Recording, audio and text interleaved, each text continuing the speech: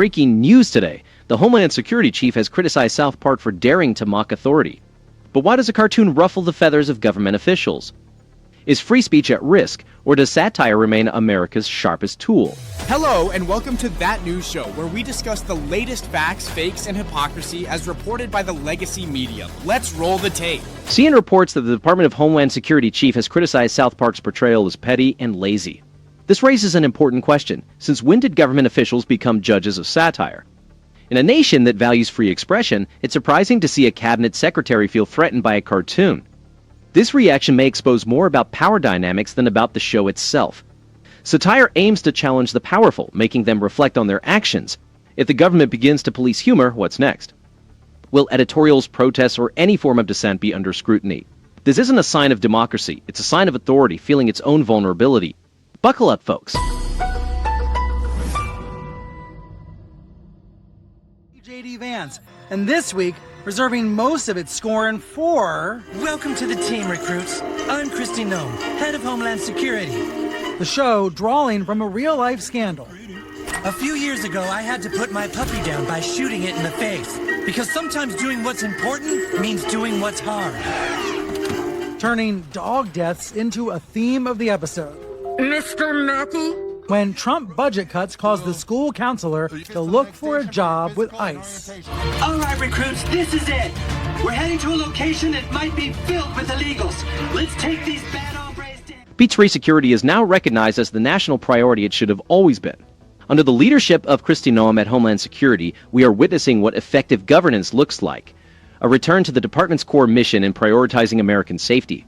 After years of open borders and bureaucratic inertia under the previous administration, daily border encounters have dropped by 95% since President Trump and Secretary Noem assumed office, with migration through Panama's Darien Gap nearly eliminated. The department is not merely talking tough, it's delivering tangible results. Criminals are being apprehended and deported, sending a clear message: if you violate our laws, you will face consequences. Secretary Noem's campaign, both nationwide and internationally, warns that illegal activities will lead to deportation. This firm stance is resonating globally, underscoring America's commitment to its sovereignty. These policies safeguard our communities, contrasting sharply with the previous administration's ineffective approaches. The episode draws from a real-life scandal, emphasizing the tough decisions leadership must make.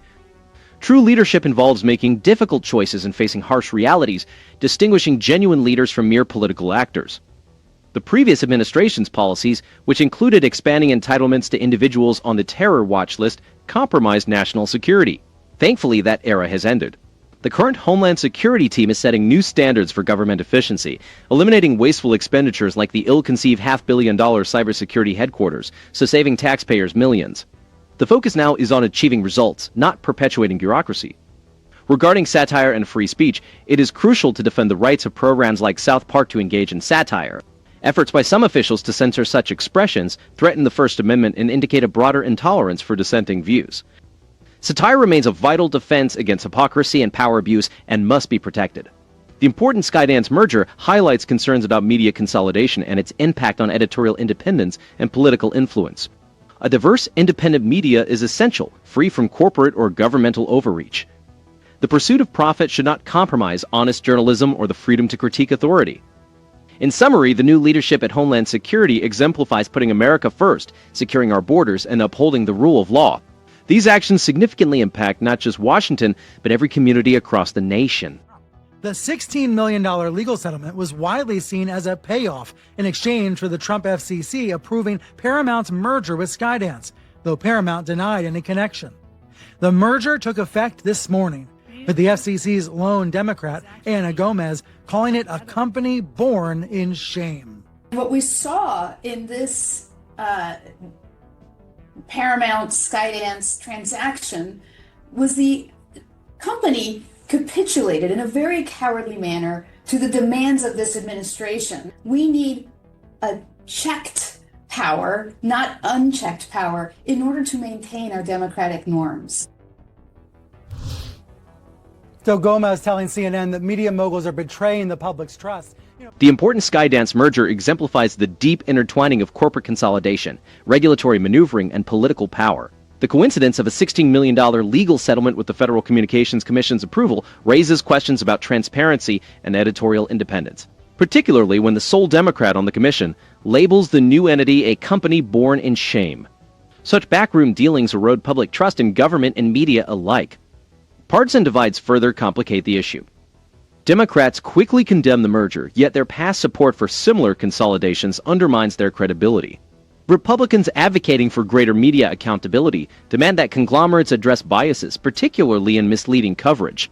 The ongoing investigation into CBS News for alleged news distortion and the new leadership under David Ellison at Important underscore a commitment to unbiased journalism.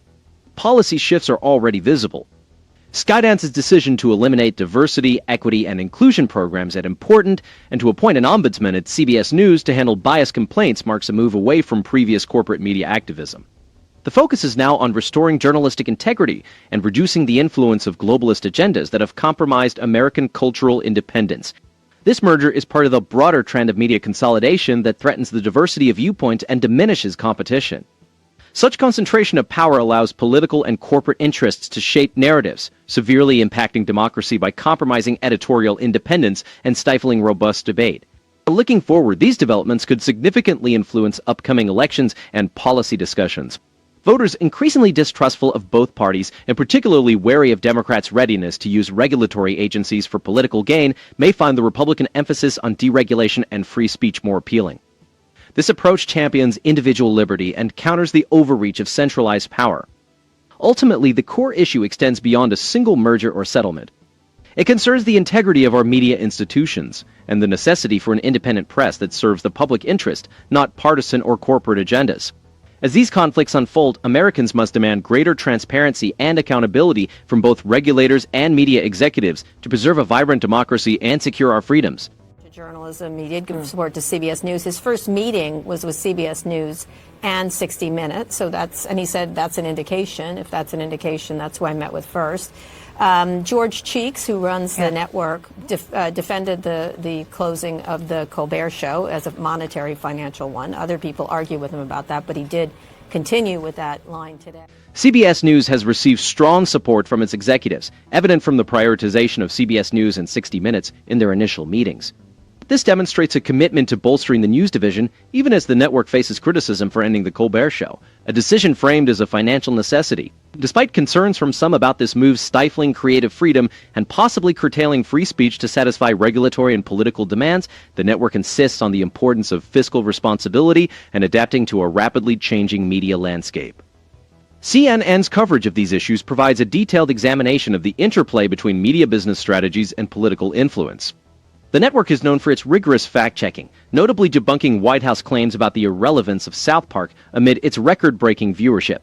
This dedication to accuracy offers audiences a factual basis for understanding media narratives, though CNN occasionally shows bias, particularly in its treatment of controversies involving Democratic figures, often highlighting criticism of corporate decisions that resonate with Republican values. The inclusion of expert insights and industry analysis with contributors like Kara Swisher enhances CNN's reporting, especially on topics like the important Skydance merger. This merger raises concerns about editorial independence and media ownership concentration. CNN's visual presentation, characterized by dramatic graphics and fast-paced editing, can sometimes overshadow in-depth analysis and sensationalize complex topics.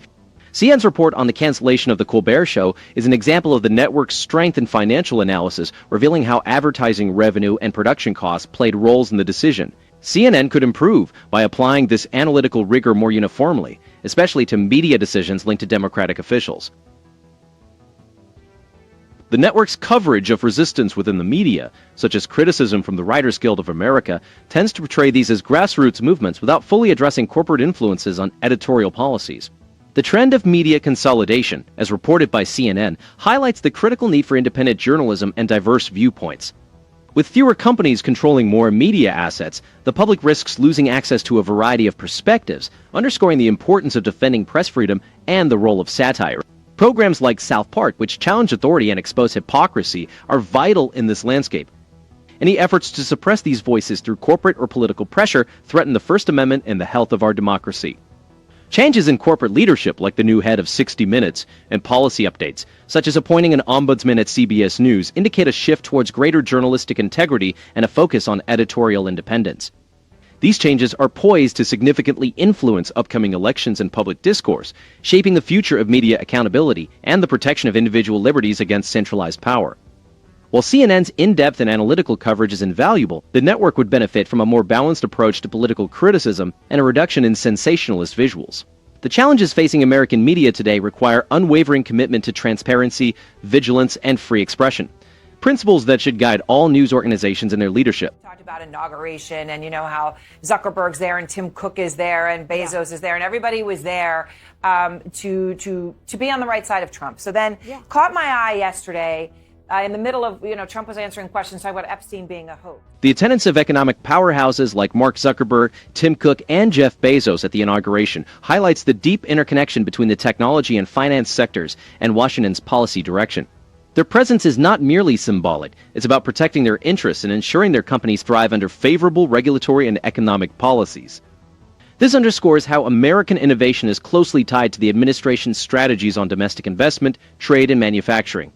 Apple's recent pledge to invest $100 billion in domestic manufacturing exemplifies this trend. Such moves are calculated responses to tariff pressures and shifts in global supply chains, promising more jobs for American households, enhanced supply chain resilience, and potentially lower prices for consumer electronics in the long run. By relocating production stateside, tech giants not only stabilize local economies, but also support small businesses and service providers in those areas.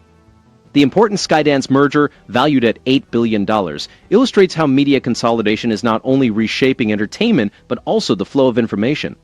The new leadership's decision to eliminate diversity, equity, and inclusion programs and install an ombudsman to address bias raises concerns about reduced viewpoint diversity and stifled competition.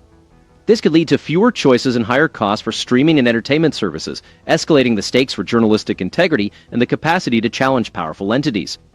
The administration's historic spending package, dubbed the Big Beautiful Bill, allocates $170 billion to border security and immigration enforcement, with over $46 billion dedicated to new wall construction. This investment bolsters national security and significantly benefits construction, logistics, and local economies along the border.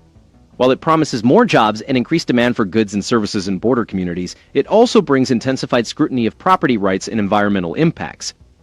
Corporate leaders are realigning their strategies with the administration's priorities, evident in the way technology and media executives make public gestures and announce significant investments during high-profile political events. These actions are designed to secure favorable regulatory treatment and safeguard long-term business interests. The immediate effects for ordinary Americans include job creation and economic growth. The long-term outcomes depend on whether these investments genuinely benefit workers and consumers rather than merely enhancing shareholder returns. The intersection of media, technology, and government has never been more visible, clearly driven by current administration policies that are prompting realignments across multiple sectors. As these trends persist, it is crucial for Americans to monitor how corporate decisions, from Silicon Valley to Hollywood, impact household finances, consumer choices, and the integrity of public discourse. The challenge lies in ensuring that economic growth and innovation adhere to American values, steering clear of globalist influences or bureaucratic stagnation. This leaves us with so many things to consider. Free speech is not a gift from the government, it is a birthright. When unelected officials attack satire, such as South Park, they demonstrate a profound disrespect for the citizens they are supposed to serve. This isn't about protection, it's about controlling what we are allowed to think and say. Recall that under the previous Democratic administration, censorship and bureaucratic arrogance were commonplace, overshadowing the real issues Americans faced. Now, with President Trump in office, we have a leader who defends our rights against the agendas of the global elite. If mere jokes are feared, consider what else they might wish to suppress. We would be happy to hear your comments. Please don't forget to like and subscribe. Until next time, we will be watching them for you. That's all, folks.